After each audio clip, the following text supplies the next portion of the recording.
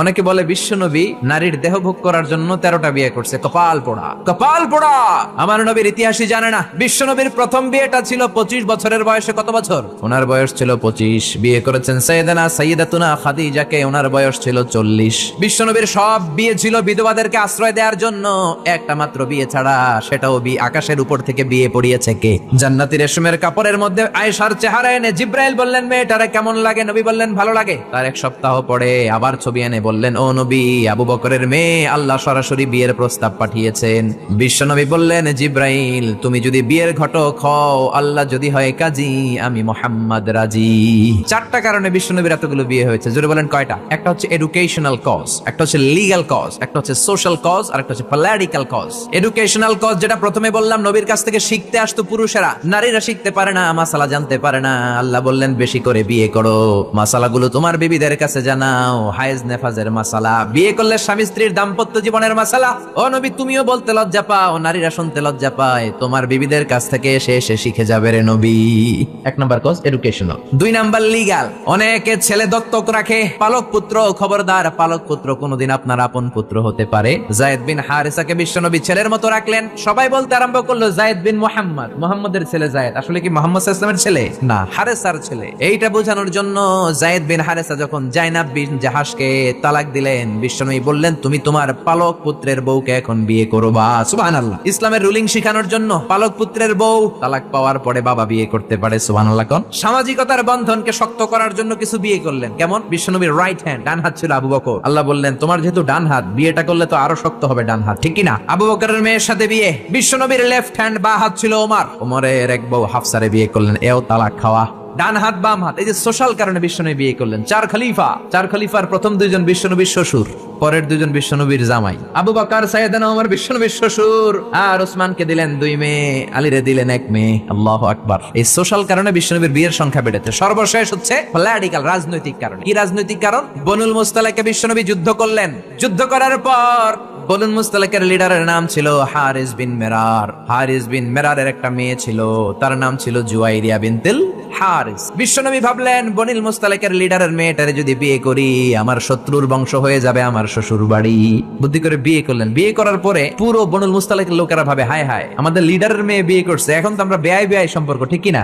আর কিলাকিলির দরকার নাই, আর তলোয়ার নিয়ে মারামারির দরকার নাই, তলোয়ার ফালা, সবাই একসাথে জড়ো হয়ে অ্যাসেম্বলি কর। মুহাম্মদ রে ডাক। বিশ্বনবী আসলেন। এবার সবাই বলল, মুহাম্মদ, আমাদেরকে পড়িয়ে দাও লা ইলাহা ইল্লাল্লাহু মুহাম্মাদুর রাসূলুল্লাহ। দেহ ভোগের জন্য মুহাম্মদ একটা বিয়ে করে নাই। জয় বলেন ঠিক কিনা?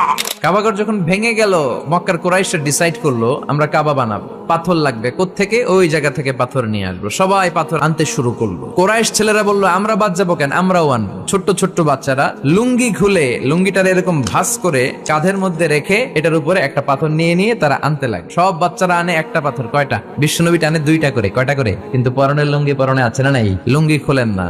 বিশ্বনবীর চাচা আবু তালেব বলল, মুহাম্মদ, তুমি ছোট্ট মানুষ, তোমার বয়সের ছেলেরা পাথর টানে একটা, তুমি টানো 2টা।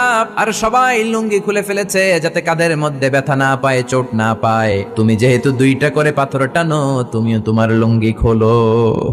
লুঙ্গি খুলে রাখো। ছোট্ট মানুষ, কি হয়েছে, খোলো না একটু। ও চাচা, আমার শরম লাগে। কি লাগে? আমি খুলবো না। আবু তালেব ছাড়ার পাত্র না। না রে ভাতিজা, ছোট্ট মানুষ, তুই বুঝোস না, তোর কষ্ট হয়। বিশ্বনবী কয়, কষ্ট হয়, তারপরেও খুলবো। 5 বছর হালিমার বাড়িতে ছিলেন। হালিমা দুধ খাওয়ালো। হালিমা বলল, মুহাম্মদ রে দুধ খাওয়াতে নিলাম, কিন্তু আজীব তামাশা, আমার ডান স্তনের দুধটা খায়, বাম স্তনের দুধ তো খাওয়াতে পারি না, বাম স্তনের দুধটা মুখে ঢোকাতে পারি না। 5টা বছর ছিল, 2 বছর দুধ খাইলো, একদিনের জন্য আমার বাম স্তন টাচ করে নাই। কারণ হালিমার আরো কয়েকটা ছেলে মেয়ে ছিল। উনাইসা নামে এক মেয়ে ছিল, সাইমা নামে আরেক মেয়ে, আব্দুল্লাহ নামে এক ছেলে। এরাও দুধের বাচ্চা ছিল। বিশ্বনবী যদি একাই 2 স্তনের দুধ সাবার করে ফেলেন, তাহলে দুধ ভাই বোনরা খাবে কি? 2 বছর বাচ্চা মুহাম্মদ ইনসাফ প্রতিষ্ঠা করেছেন। কোন ঠিক কিনা? আবার হালিমা বলে, এই ছেলেটারে আমি 5 বছর রাখলাম, এই 5 বছরে কোনদিন কুরাইশি মুহাম্মদ রে কান্না করতে দেখি নাই। শুধু একটা সময় কান্না করত।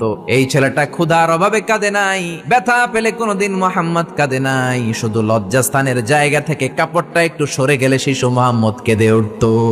বিশ্বনবী বললেন, চাচা, আমি লুঙ্গি খুলবো না, আমি দুইটা নিতে পারবো।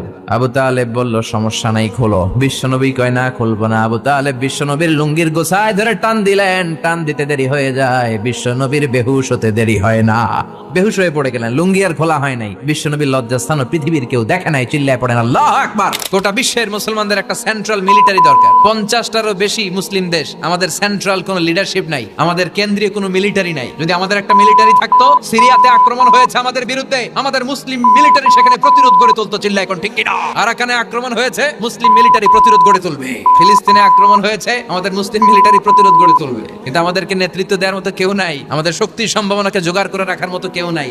এক রিসেপ তাইয়েব এরদোগান গোটা বিশ্বের যেখানে মুসলমানরা নির্যাতিত ওখানে ছুটে যায়। সে একা কি করবে? এরকম 10টা এরদোগান যদি আমাদের হাতে থাকতো, মুসলমানদের দিকে চোখ রাঙিয়ে কথা বলার সাহস কারো ছিল না, চিল্লায় এখন ঠিক কিনা? শক্তি আর রসদ জোগাড় করে রাখো।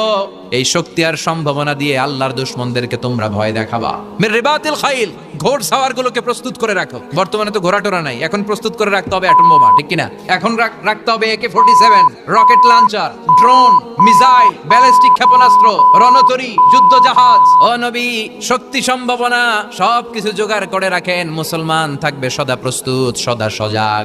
মুসলমানদের বসে থাকার সময় নাই, ঠিক কিনা? তার মানে এই পুরো সূরাতে, সূরাতুল মুজাম্মিলে আল্লাহ তাআলা যে সেন্ট্রাল মেসেজটা বিশ্বনবীকে দিতে চাইলেন সেটা হচ্ছে, নবী প্রস্তুতি নেন, লড়াইয়ের প্রস্তুতি, যুদ্ধের প্রস্তুতি, মিশনে নামার প্রস্তুতি। সুবহানাল্লাহ পড়ো।